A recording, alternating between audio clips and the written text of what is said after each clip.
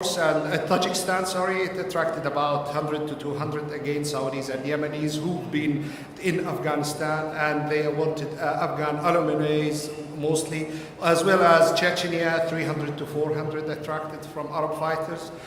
Some Westerners even been there. Then Iraq, which was the biggest until then, when Abu Musab al-Zarqawi and his colleagues started to attract about 5,000 fighters. There are a few hundreds in Somalia, Philippines, and Kashmir, Eritrea, other places.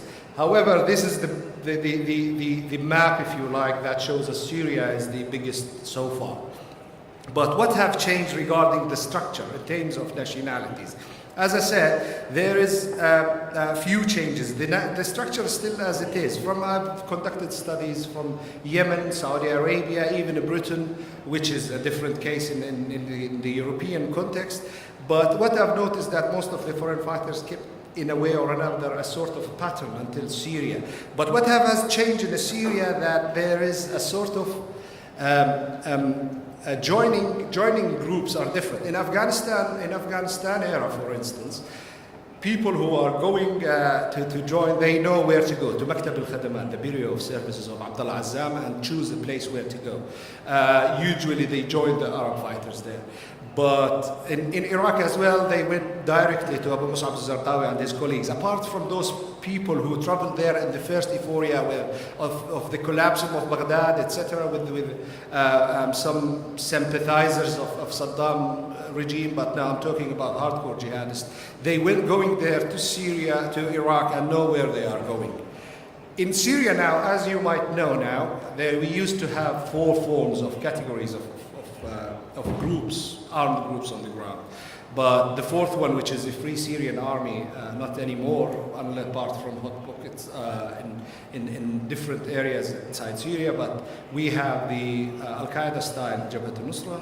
We have ISIS or Daesh, as many describe today, as well as the local jihadis, who is Ahrar al-Sham, and who are under these categories, who believed in the concepts of the jihad, but see their main goal is to topple Saddam Bashar al-Assad's regime. Having that said, so people started to join these groups beside an affiliation on facilitators. But I have a story from Jordan, for instance. I interviewed a couple of jihadists in Jordan, and I asked them how they moved and entered Syria, and they gave me this formula for Jordanian jihadists, for instance. If they are known for the intelligence services, they can't travel with airplane and come to Turkey, for instance. But usually they go smuggling through Daraa, which means at the south of Syria. But if they are unknown and new jihadi affiliated groups or individuals, they travel to Syria and try to enter from here. What happened if they go into the south, they end up with al-Nusra, because predominantly they are controlling these areas. But if they enter from Turkey to Syria, they will end up with ISIS. And this is the vision I've witnessed. I've spoken to people who have family members to travel there, and they confirm that. Secondly, we've seen now this has become a question of receiver. So who joins who, and we know there are many groups, but there's another few change of what happened in Afghanistan and in the area. As I mentioned, in Afghanistan, usually people, when started to join, there were Muslim Brotherhoods, Salafis, and even normal people who went there, as I mentioned, jihad tourism at that time. In case of Chechnya and Bosnia, there was a sort of Afghan alumni, people who want to repeat the experience of Afghanistan inside these areas where they believe that Muslims are under aggression and under problems. So then the Afghanistan post the Taliban era, if you like, there were hardcore jihadists going there. As well as in Iraq, they were, as I mentioned, they know where to go. They are joining jihadist groups, and they coming from this incubator, this Salafi jihadist incubator. In Syria, although that most of the people are jihad-inclining people, but I've been to a place in eastern Amman, for instance, middle, low class, We've heard the news that there 2 youngsters have been killed in Syria from that area. It's a popular area in East Amman, but predominantly it was the influence of Muslim Brotherhood and Palestinian groups, movements were very strong in that areas, but not jihadis. When we checked that, they were coming from a backgrounds that have nothing to do with the jihadi background. Even one of them was very active in the Arab Spring movements, if you like, in Iraq, which called the reform movements inside Jordan. That gives you even the background, the anthropology of people who are joining jihad in Syria is changing. Finally, and I want to draw attention for the localizing jihad term that started with Osama bin Laden in 2008, where the idea was just to make the host communities adopting the jihadi ideology instead of just serving as hosts. And that could work in a way or another in with the Tehrik-e-Taliban Pakistan and a couple of Askar Janjawi and other Pakistani groups, and it doesn't work in Arab countries. But Syria gave this opportunity, and we have seen people with a different causes than the jihadi one, like Chechens are going to Kashmiris and Uzbeks. Many people have been, so Syria become a melting pot for all the jihadis with the different groups that show you the how scale is very large. And finally, I will finish with this, and it's the thing of the blowback thing. Would these foreign fighters go back? And I've spoken, for instance, with some of Chechen fighters in Syria because of my specialization, and they clearly say they want to go back to Chechnya to fight. It's obvious for them. However, it doesn't work that way with all, because there's no automatic response that these foreign fighters will go back to their home and become a jihadist. Now, some studies conducted by even a friend of mine in Norway shows that the blowback margin is very few. However, if they start to weaponize, as he called it, and started to conduct an operation, I think they will have a very huge, big recruitment pool to send people out. Teşekkür ederim.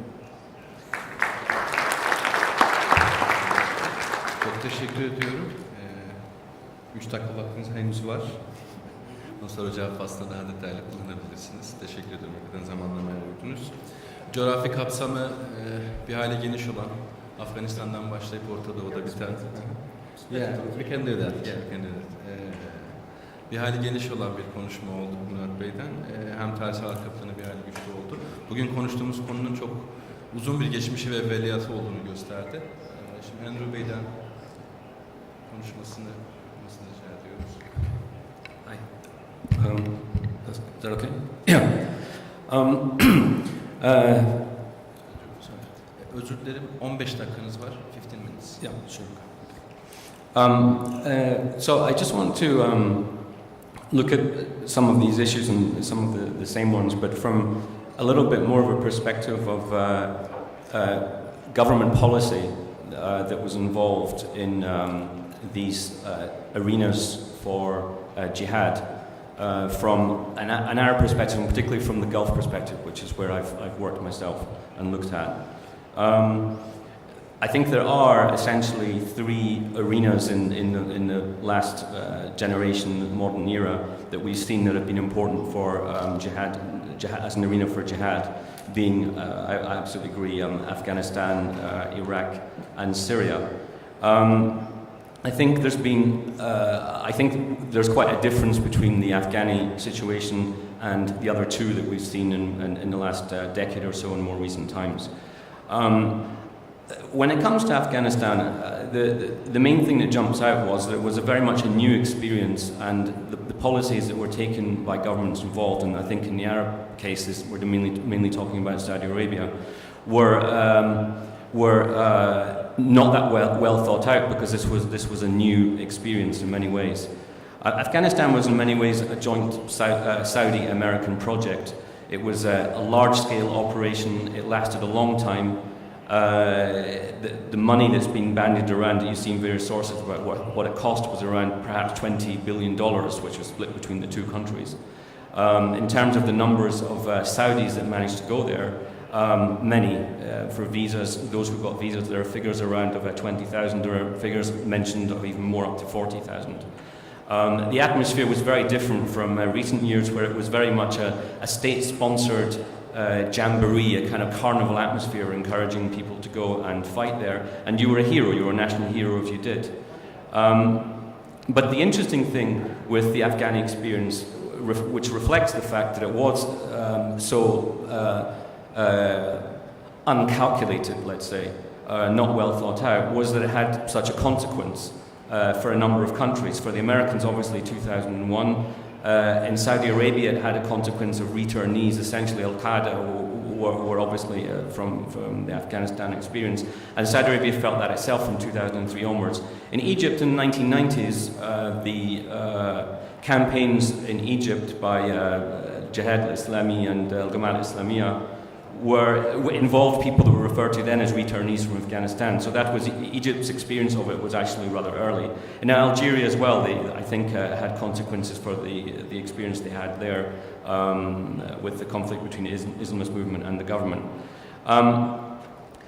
When we come to Iraq and Syria, what stands out to me is that I think the policies of a government like Saudi Arabia were much more calibrated, because they realized this was they'd had a bad experience before, and so they were more careful about how they went ahead. It was not promoted as a jihad. The term was controversial because the enemy in this case was the United States. They were occupying Iraq, so that was one